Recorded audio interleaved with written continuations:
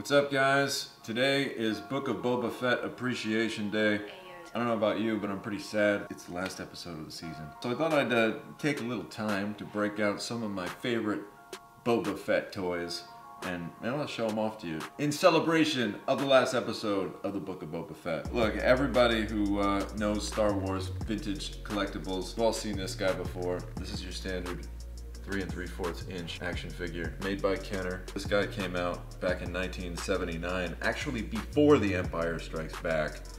So a lot of guys have seen this one. How many people have seen this guy right here? This is the 12-inch Boba Fett from the line of, a lot of people are going to call them dolls.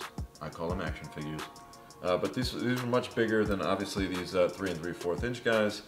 And what's cool about this Boba Fett is he just has so many unique little pieces to him. He's got his blaster rifle, which we have complete. We've all seen this little harpoon cable that he fires out of his wrist. This doesn't actually work, but you see it's there.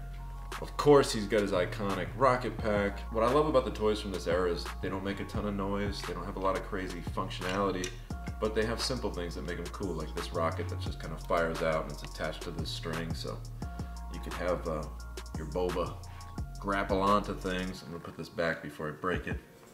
Gotta be very gentle with this vintage plastic. It can just snap at any point. You can actually hear it. Ready? Hear it? Hear that snap?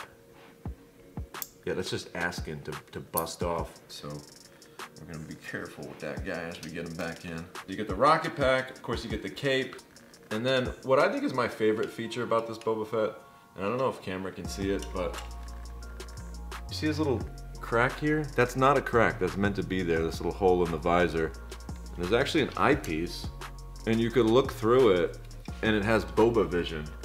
So when you look through this thing, we're gonna try and get a shot of it later, maybe through the camera, but you see what Boba Fett sees, and it's cool. Like it's like a little bit of a weird lens.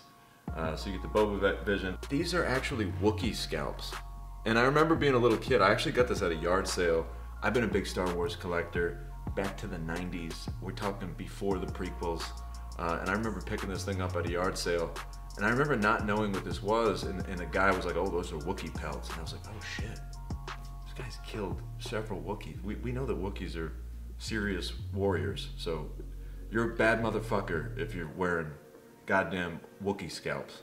And the other last cool thing about this toy is just, it shows you how much the people at Kenner, whether it was the marketing people, I don't know who it was, but everybody knew Boba Fett was just gonna be a badass. Before he was even out in the movie, they were using Boba Fett to kind of advertise The Empire Strikes Back. So Star Wars, the first one, New Hope, came out in '77. Empire Strikes Back didn't come out until, I think, the end of '80, '81. This toy came out in '79 when they were using it to kind of be like, and look, a new character from Empire Strikes Back.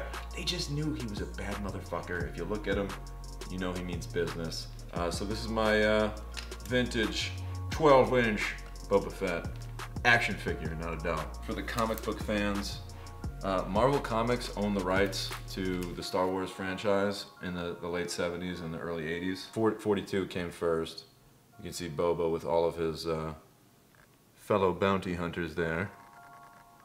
And then this one, he gets kind of like a featured spot. And what I love about collecting comics is it's fun. Like sometimes I leave the prices on these things just to see what I paid for them. And it's fun to see how they kind of go up over the years. Obviously these books were always kind of popular because Boba Fett's always been the man.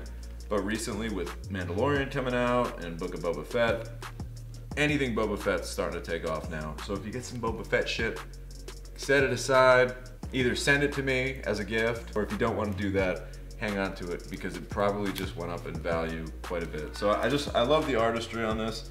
And also what's kind of cool about this is you can see like how different the costume has kind of like morphed along the years. Like Boba Fett's like pants are almost a little baggy. Like they hadn't quite figured out the full badassery of Boba just yet. He was still kind of developing. And then like even like just a few issues later, he's already starting to look a little cooler, you know? It's like they just kind of had to figure it out. Finally, we've got some trading cards here. This is from the Empire Strikes Back trading card set. And again, it's just an example of like how they knew. Show them one at a time. This is like IG-88. And this is just like a sticker card where like you could spell out Empire Strikes Back in stickers. You can see my man Boba just hanging out there. This one I almost feel it's like It's like, bro, you really gonna make Boba Fett share a sticker card with a goddamn stormtrooper? And then this one I really like because it's just like coming at you. Boba Fett, blasters locked. Coming for your face. I'm gonna put it in carbonite. Freeze it up and lock it away. That's all I got for cool Boba Fett stuff. Appreciate you hanging out with me. Appreciate you hanging out with Boba. Remember, if you like the video, please like, share, comment, tell your friends to subscribe, help spread the word. This is the way.